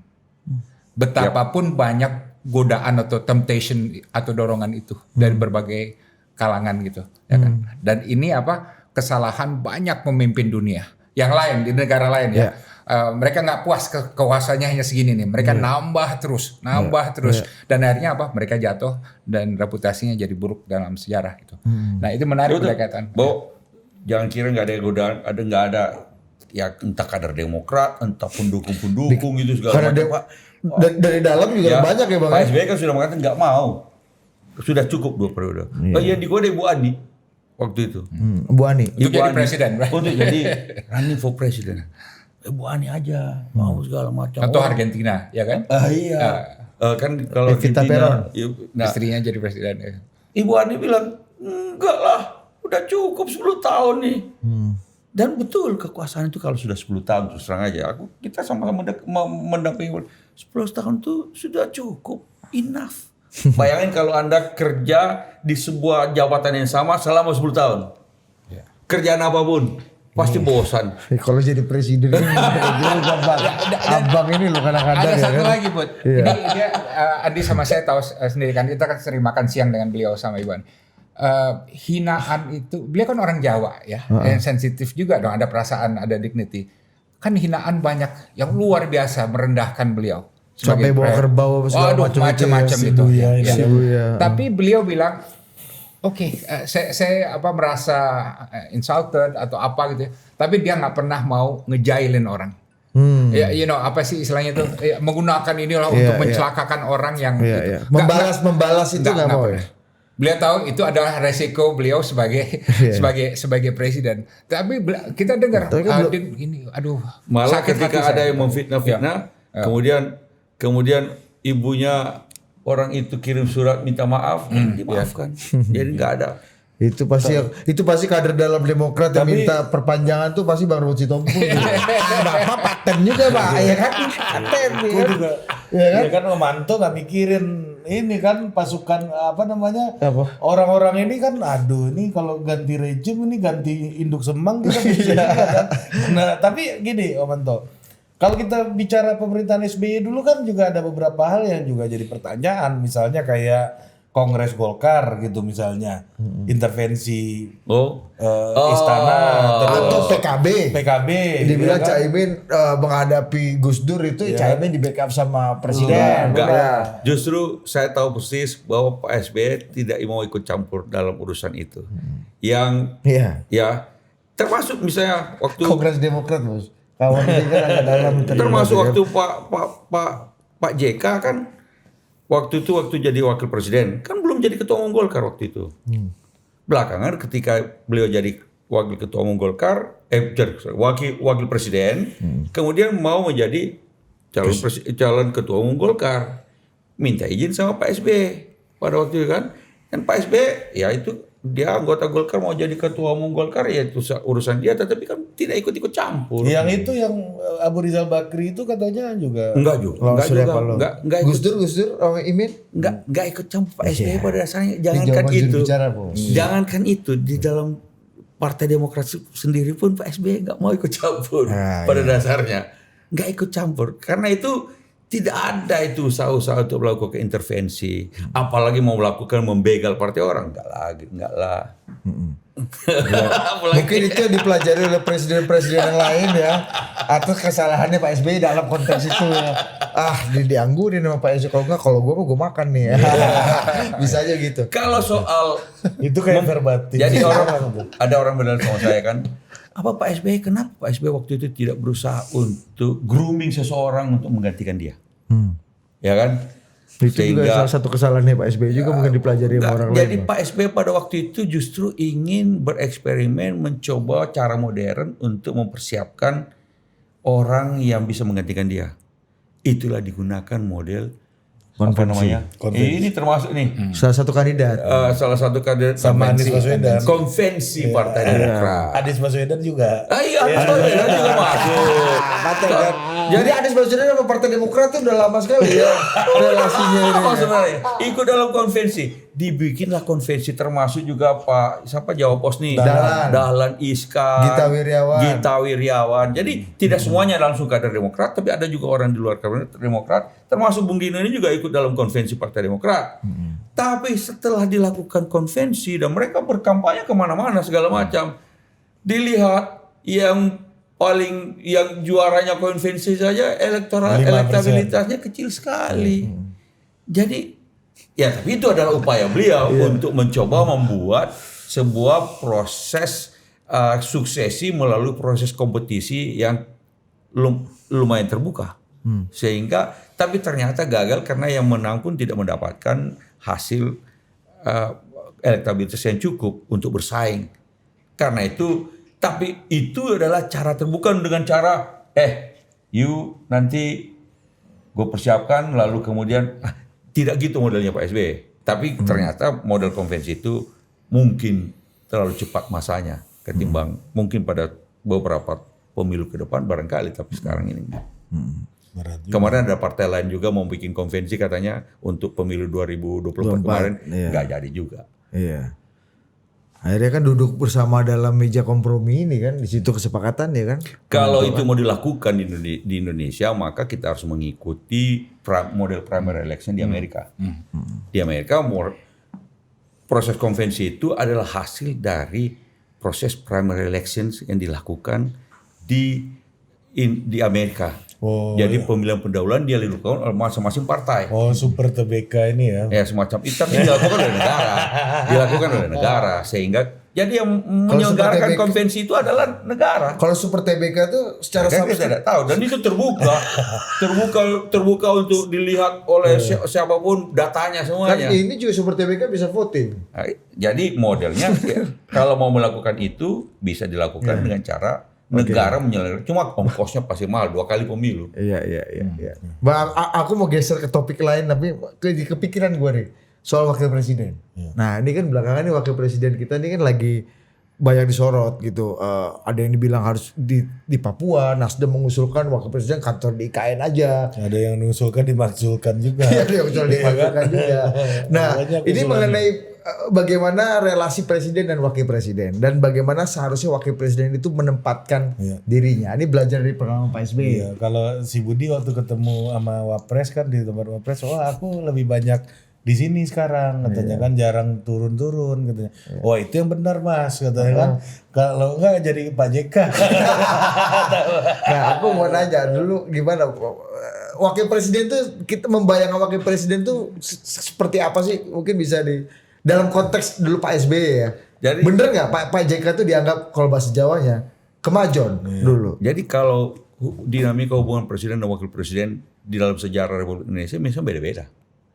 Bahkan dari masa ke masa. Jadi zaman Pak Harto, Bung Karno ada Bung Hatta, tapi mengundurkan diri belakangan. Zaman Pak Harto ada berapa banyak wakil presidennya. Tapi semuanya boleh dikata adalah ia menjadi wakil, pembantu, ada orang bilang ban serep. Sampai masa Pak Habibie. Dan Pak Habibie pada waktu itu karena beliau mengundurkan diri di tengah jalan, Pak Habibie melanjutkan. Itu pun hanya singkat. Setelah itu kan hubungan presiden wakil presiden selalu ada masalah, yaitu antara Gus Dur dengan Ibu Mega. Gus Dur jatuh tengah jalan, Ibu Mega naik. Barulah zaman Pak SBY, baru Anda melihat bahwa hubungan presiden wakil presiden terlembagakan dengan baik dan berjalan dengan baik. Bahwa pembagian tugas atau pembagian kewenangan segala macam itu tergantung masing-masing presidennya. Saya bilang begini, waktu ada kawan jubirnya Pak JK. Saya bilang zaman Pak JK jadi wakilnya Pak SBY dan Pak JK ada wakilnya Pak Jokowi, besar mana peranannya? Iya, Besar mana peranannya? Sama-sama wakil Pak JK. Kasar mata. Saya bilang pasti Pak JK lebih besar peranannya pada waktu zaman Pak SBY dibandingkan zaman Pak Jokowi. Karena itulah Pak SBY nggak melanjutkan Pak JK di Enggak juga bahwa Pak SBY juga Boleh nggak mengapresiasi. pikiran orang kayak gitu? Bener nggak pikiran orang kayak gitu? Nggak jawab dulu itu. Enggak juga dong yang Pak SBY mengapresiasi apa peran Pak JK, tapi Pak JK memilih untuk berkompetisi kan. Menjadi calon presiden sendiri. Katanya Pak JK mau melanjutkan dengan Pak SBY, Pak SBY-nya yang enggan. Makanya memilih Pak Bud. Intinya yang kita lihat adalah Pak JK ingin berkompetisi juga menjadi calon presiden. Karena waktu itu tidak salah juga. Pak JK adalah ketua umum Partai Golkar. Partai paling besar juga pada waktu itu. Yang kemudian memilih untuk berkompetisi itu sah saja, ya kan? Ya, tapi saya cuma mengatakan setelah itu Pak SBY memilih Pak Budiono. Yang lebih bagi pemikir ekonom yang mungkin Pak SBY menginginkan ada peningkatan pembangunan ekonomi. Dan karena itu membutuhkan wakil presiden yang lebih mengerti lagi tentang ekonomi. Lebih kalem. Nah, itu juga barangkali kompatibilitas. Ini kan chemistry, urusan chemistry. Iya. Tapi yang jelas 5 tahun bersama Pak JK dijalankan dengan baik. Saya rasa Pak JK juga jauh mengapresiasi peranannya di bawah Pak SBY dibandingkan Pak Jokowi. Ya itu kan. Nah, sebaliknya setelah itu situasi berbeda lagi. Kan zaman Pak Jokowi wakil presidennya Pak JK sepertinya tidak dapat peran terlalu besar. Apalagi waktu Pak Ma'ruf jadi wakil presiden. Nah, itu tergantung dan itu dalam konstitusi sah-sah saja. Tergantung dari kebutuhan presidennya, bagaimana dinamika hubungannya. Dan kalau sekarang wakil presiden ya tergantung dari kebutuhan Pak Prabowo apa yang diinginkan atau peran apa dan sebagainya. Sehingga tidak ada yang salah, itu masing-masing masa dan presidennya membutuhkan apa, begitulah situasinya. Sampai ada perubahan dari kebijakan presiden itu sendiri. Maka dalam konstitusi intinya pembantu presiden. Presiden dibantu oleh satu orang wakil presiden. Soal pemahzulan ini gimana menurut Pak Manto? Kenapa? Kan banyak suara. Kalau itu kita nggak ikut-ikut. Lalu Dino gimana? Ada konsep nggak? Tidak ada komentar sama sekali. Nggak, soal relasi presiden wakil presiden dulu dianggap zaman Pak SBY ada matahari kembar. Wah, presidennya ada dua. Jadi bingung nurut yang mana gitu. Ada cerita nggak soal itu? Tidak ada. Saya sepenuhnya dengan Andi untuk Jadi ya begitulah. Jadi ke depan mungkin bisa ada beda lagi.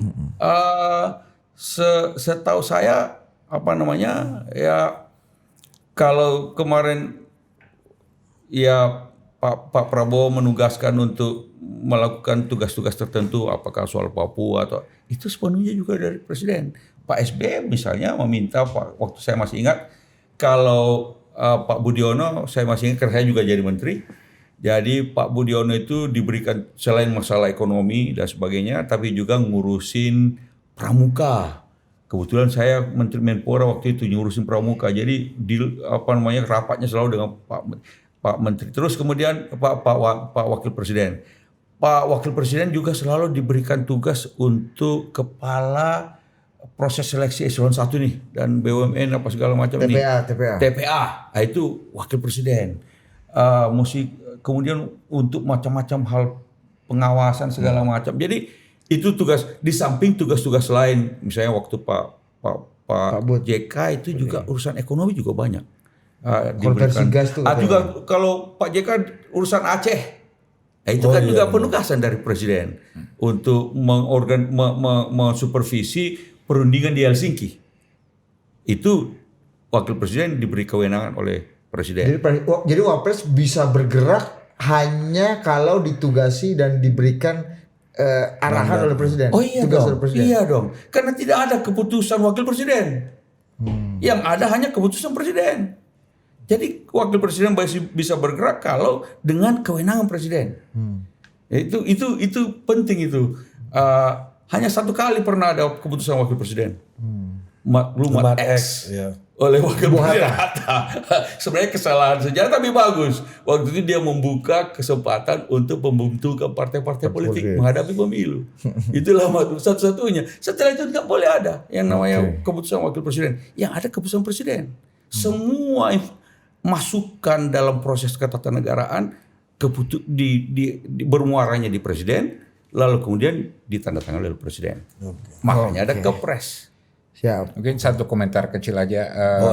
Ini bukan mengenai pembagian tugas dan lain sebagainya gitu. Kalau pengamatan saya sebagai pribadi, chemistry orang kan beda-beda ya. Saya lihat chemistry Pak SBY dengan Pak Budiono lebih cair ketimbang chemistry Pak SBY dengan Pak JK. Ini kita bicara chemistry ya. Tidak berarti jelek ya. Tapi dengan Pak Budiono saya melihat agak lebih klop gitu. Mungkin saya salah ya, dia nggak tahu ya.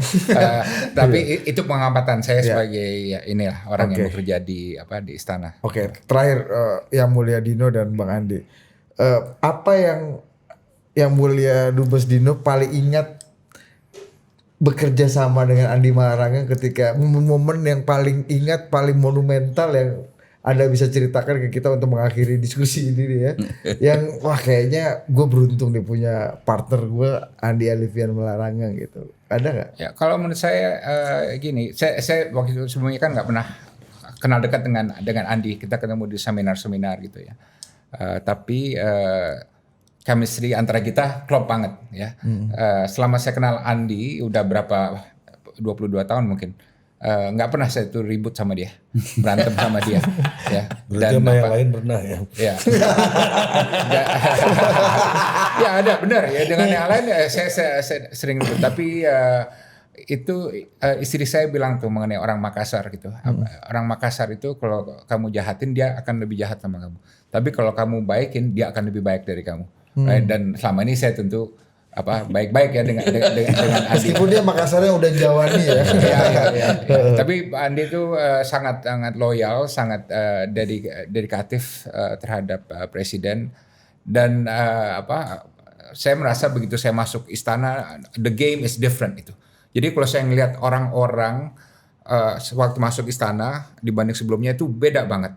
Saya ngelihat begitu masuk istana, saya melihat orang di jalan, orang ini segala macam.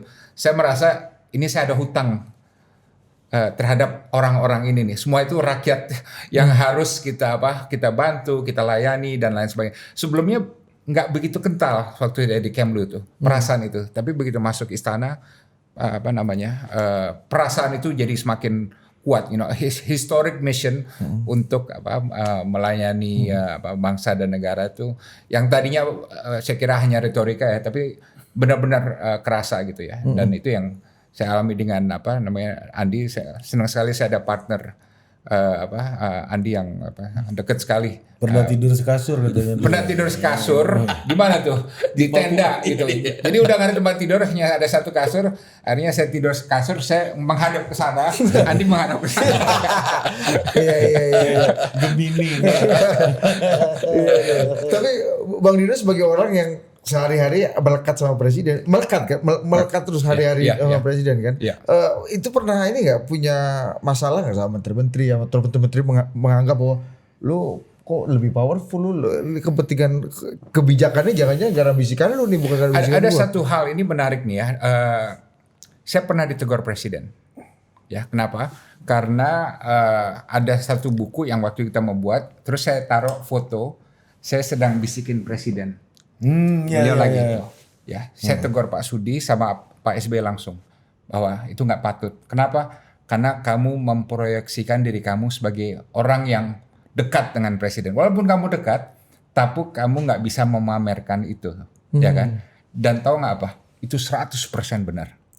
Ya kan, 100% benar. Nggak boleh ada satu orang pun di sekitar presiden ya, nggak Pak Andi, Pak Sudi saya yang memamerkan kedekatan, karena itu untuk dia, berarti untuk saya, bukan untuk presiden gitu. Jadi etika ini nggak tertulis gitu ya, tapi harus diperhatikan, dan ini bukan berlaku hanya untuk Indonesia ya, untuk Malaysia, Inggris segala macam. Dan itu bukan urusan jealousy ya, enggak ya? Enggak, bukan ini urusan jealousy, tapi urusan etik ya. Etika. Kalau kita diwawancari media segala macam tentu sering ya, wah Pak Dino adalah jubir, Pak Andi juga segala macam gitu ya. Tapi untuk proyeksikan diri sebagai orang di mana presiden sangat bergantung pada kita pembisik presiden, itu tabu sekali ya di zaman kita nih ya, zaman kita ya. Ya, sebagai penasihat, sebagai jubir luar negeri pernah bersetegang nggak dengan Menlu? Atau Menlu merasa ada nggak Menlu pernah. Baik Hasan maupun Marty tidak pernah. Kenapa? Mereka menganggap saya sebagai aset, bukan sebagai kompetitor. Ya kan mereka nggak mungkin. Mereka kan nggak mungkin nelponin Pak SBY setiap hari dong. Ya kan mereka kan banyak tugas gitu ya, Pak Menlu Hasan maupun Menlu Marty. Tapi karena ada hal-hal tertentu di mana saya bisa jadi jembatan atau ngurusin yang nggak terlalu penting, biar Dino aja yang ngurusin dengan presiden segala macam gitu. Jadi antara kita tuh ada chemistry dan understanding yang baik gitu. Tidak melihat sebagai saingan gitu, dan tidak pernah ada rasa jealous ya. Dan saya juga Andi kan dekat sekali dengan presiden. Saya juga dekat. Nggak pernah nih kita, wah kok dia lebih lama dengan presiden tadi ya. Nggak pernah ada tuh. Iya. Ya. Kok Andi mana kan dikasih kepiting, gue cuma udang doang ya. Itu nggak ada dia. Gimana Bang Anto? Jadi kita beruntung karena kita dapat chemistry kita juga pas. Kita semua dua-dua melekat. Jadi walaupun ke luar negeri saya ikut, kalau pergi ke Papua, ke daerah-daerah Dino juga ikut. Karena kita sama-sama melekat, kita saling backup satu sama lain. Dan saya juga kagumi kalau kawan ini profesionalisme itu loh. Apapun harus jadi. Misalnya salah satu tugas utama Bung Dino ini adalah menyiapkan pidato yang berbahasa Inggris. Kalau pidato bahasa Inggris mesti sama Dino inilah. Artinya beliau yang memberikan drafting atau mengedit dan segala macam bahasanya. Karena kalau soal, saya juga bisa bahasa Inggris. Cuma dia berpikir pun barangkali bahasa Inggris. Mimpi pun dalam tidurnya bahasa Inggris. Jadi terutama nuansa-nuansa yang sangat spesifik itu nggak ada yang kalah dia urusan itu. Jadi, nah kadang-kadang tugas saya adalah kasih ingat dia ya. Jet line sudah hampir selesai, sudah waktu deadline ini kita sudah mau berangkat ke luar negeri, masih di pesawat masih belum jadi nih, tapi masih jadi, masih jadi. Walaupun di pesawat dia harus menyelesaikan semua, sementara saya senang-senang di pesawat makan apa segala, dia menderita harus menyelesaikan semua ya, tapi selesai dan jadinya bagus. Dan yang paling penting adalah kalau urusan teknologi dia lebih canggih. Jadi BlackBerry aku kenalnya sama dia. Jadi tiba-tiba dia datang ini, ya ada BlackBerry nih. Mau you mesti pakai begini karena bisa pakai message sampai segala macam tuh. Waktu itu ada BlackBerry message itu kan. BBM. Dia yang kasih kenal kita. Jadi kita sekarang pakai BlackBerry aja semua di istana. Itu datang dari Dino tuh ya. Dino. Promotornya ya. Promotor karena ternyata memang waktu itu belum ada WhatsApp, belum ada. Itulah SMS capek kan? SMS capek bolak-balik, ada batasnya ini BlackBerry messages. Jadi kita di istana sempat punya BlackBerry karena beliau ini dia lebih muda dari saya, jadi urusan teknologi lebih bagus dia daripada saya. Saya tinggal pemakai aja. Tapi satu hal yang bahwa betul kami tidak kenal dekat sebelum bekerja sama-sama Pak SBY. Ya dia tahu saya tahu dia. Tetapi begitu kita ketemu cocok juga karena pemikiran mungkin Pak SBY juga milih kita berdua karena dia sudah lihat ini orangnya begini, pikirannya kira-kira sama dengan saya, sehingga kita dipanggil oleh Pak SBY kita dipanggil setelah pemilu selesai. Pak SBY sudah jadi presiden terpilih, belum dilantik, kita dipanggil ke Cikeas. Lalu berdua. Dan kedekatan Omanto sama Pak SBY sebenarnya setelah pemilu kan? Setelah pemilu, Iya. Justru setelah pemilu. Lalu kemudian diminta jadi jubir dan langsung bekerja melekat. Wah itulah. Melekat tuh gimana? Seberapa melekat kalau bicara melekat tuh? Melekat dimanapun dia berada sebelum masuk kamar tidur. Ruang tidur, ruang privasi. Di Cikeas maupun di istana. Tapi selama itu masih di ruang publik, dia masih ada di ruang publik. Di istana itu sebenarnya ruang privatnya presiden itu cuma kamar tidurnya kecil itu. Begitu keluar dari kamar tidur, itu sudah ruang publik. Artinya itu kan ruang istana negara dipakai untuk pelantikan, dipakai untuk rapat-rapat. Nah, selama dia masih di ruang tamu, kita masih di situ juga dong. Bukan hanya di kantor presiden, tapi di istana. Begitu juga di Cikeas. Kalau beliau lagi di Cikeas hari Sabtu Minggu dan waktu itu ya, kita tetap ada di situ. Karena walaupun ada kegiatan-kegiatan keluarga, setelah itu kita kumpul lagi karena urusan negara kan nggak berhenti karena hanya ada Sabtu atau Minggu. Jadi urusan partai di Cikeas juga. Jadi walaupun kalau urusan partai Bung Dino nggak ikut. Karena memang urusan partai. Jadi meskipun dapat kabar juga selanjutnya. Ya tentu saja kabarnya pasti cerita juga segala macam. Kalau dengan menteri-menteri kita nggak ada masalah, malah pernah nggak marahin menteri Bang Andi? Bukan marahin, tapi menegur lah. Misalnya ada demo di depan istana, urusannya urusan kementerian yang terlalu teknis, apakah urusan beras atau urusan minyak atau urusan apa saja, kan jubir kalau saya yang menerima mereka. Tapi kan pertanyaan-pertanyaan mereka kan terlalu teknis untuk bisa, bukan urusannya presiden lah. Kami punya diberi wewenang presiden menelpon menteri itu untuk datang bertemu dengan para pendemo. Jadi saya bilang, Pak Menteri, dari mana? Tolong datang ke istana sekarang untuk ketemu dengan pendemo itu. Ada banyak segala macam bicara tentang demo-demo itu. Kalau enggak, bagi gajinya sama jubir. Ada jubir yang ngurusin ini urusan kementerian kok. Atau kalau dalam situasi tertentu saya bilang tolong bikin press conference di kantor Pak Menteri, kantor Pak Menteri untuk menjawab berbagai macam yang jadi komplain atau tuntutan-tuntutan. Oke. Ini sebagai penutup nih dari Maaf, saya bisa nambah satu. Boleh, ya, boleh, ini ya. boleh. Satu, dua, Menurut tiga. saya apa nilai Pak Andi sama saya untuk Pak SBY? Nilai yang paling penting menurut saya itu beliau punya orang yang can tell him what he needs to know, not what he wants to know. Ya kan, jadi kita ada cara-caranya nih. Kalau ada yang nggak bagus, yang bad news, bahkan kata jangan juga kita bisa sampaikan ke beliau. Dan ada caranya tentu ya, maksudnya bukan di open debate segala macam gitu ya. Dan beliau trust judgment Andi sama judgment saya. Walaupun tentu kita juga nggak bisa salah gitu ya, dan nggak semuanya beliau ikutin, dan banyak yang nggak beliau ikutin. Tapi paling nggak ada sistem itu, ada orang-orang itu yang bisa tell the president what he needs to know. Nah, ini menurut saya tantangan, bukan tantangan, aspek teladan yang bermanfaat, yang perlu diketahui Pak Prabowo juga tuh, ya kan. Circle beliau kan sekarang banyak dan orangnya udah beda dan lain sebagainya gitu.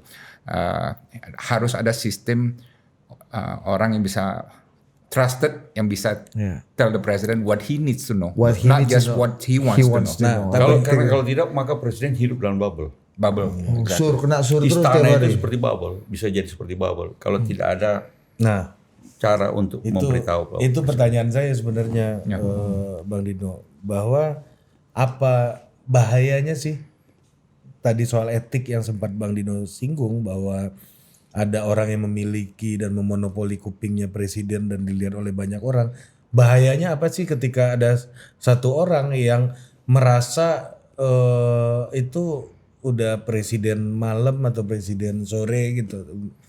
Presiden Udah paginya. acting presiden Iya, gitu, acting gitu ya. presiden selain presiden itu sendiri. Karena terbuka dan nyata ada orang yang bisa menginfluence presiden sekuat itu gitu. Ya, kalau bahaya pertama tentu dari segi decision making ya, kan perlu profesional dan lain sebagainya. Jadi itu perlu dijaga. Ada kedua, ini saya referensi apa yang dikatakan Pak Taufik Kemas ke saya dulu ya. Dulu waktu Ibu Mega jadi presiden, Pak Taufik Kemas pernah bilang ke saya, karena waktu itu saya sempat bantu Pak Taufik. Beliau marah karena Presiden Mega terlalu dijaga ketat oleh protokol. Jadi seakan-akan ada dinding benteng gitu, kan? Dan beliau bilang ini nggak baik bagi beliau karena beliau jadi dijauhkan dari rakyat gitu, ya kan? Karena Bu Meganya ya. Bu Mega gitu. Dan waktu itu beliau bilang Pak Taufik berusaha untuk mengurangi itu ya, agar beliau jangan terlalu dibentengi gitu ya. Tapi tentu waktu itu udah telat ya mungkin ya secara politis, karena taunya itu udah menjelang setahun menjelang pemilu dan lain sebagainya. Kita tahu kan apa yang terjadi, Ibu Mega kalah gitu ya. Tapi saya ingat waktu itu ada kekhawatiran itu yang juga beliau sampaikan kepada Bambang Kusowo dan lain sebagainya gitu ya, bahwa jangan presiden itu terlalu dibentengi gitu ya. So, Itu yang membuat jauh dari Realita. yang something he need to know gitu. What he need to Iya, know. what he need to know, bukan what he wants to know. Iya. Jadi ada yang bilang makin tinggi presiden makin out of touch from reality. Iya. Ya, karena kan dijaga pas pampres, belum lagi inner circle, lalu kemudian orang mau ketemu kan harus ada jadwal, tidak bisa datang. Kalau you mau ke rumah saya bisa nggak pakai jadwal, nggak bisa datang. Bisa minta makan pula kan? Bisa makan.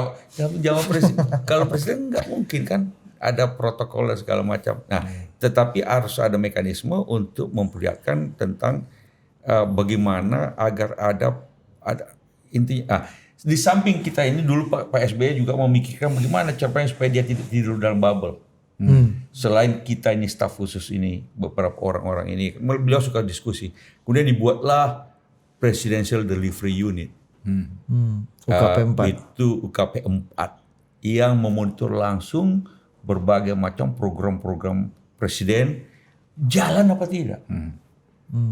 Jalan apa tidak, dan melapor langsung sama presiden. Nah itu penting. Waktu itu Pak Kuntoro. Sebelumnya ada orangnya. UKP 3R juga ya, ada Pak Marsilam kalau nggak salah ya. Nah, inilah orang juga salah satu yang datang. Ini Pak, program Bapak ini ternyata di sini jalan, di sini tidak jalan. Jalannya kenapa, tidak jalannya kenapa. Sehingga ada yang memberitahu. Tidak bisa hanya dengan langsung bilang, pokoknya yang senang aja. Oh baik-baik semua Pak, baik-baik semua. Ternyata di jalan tidak baik. Nah ini harus ada mekanisme itu. Dan itu bisa mendapatkan akses ke presiden tuh ya. Iya, kalau zaman Pak SBY dulu bukan hanya ada kita SMS 9949, orang bisa mengadu langsung di SMS 9949, bahkan juga nomor handphonenya Ibu Ani juga dulu diketahui publik dan orang bisa SMS ke Ibu Ani waktu itu. Sama yang rame juga Dan kemudian Ibu Ani bisa langsung gitu. kasih respon kepada Bapak Presiden dan biasanya kepada kita, lalu kita kasih tahu menteri atau siapa yang terkait dengan itu untuk segera ditindaklanjuti. Itulah. Oke, Pak Oke, Teh. thank you Om Anto, thank you Bang Dino, sampai jumpa lagi. Terima kasih. Sampai jumpa.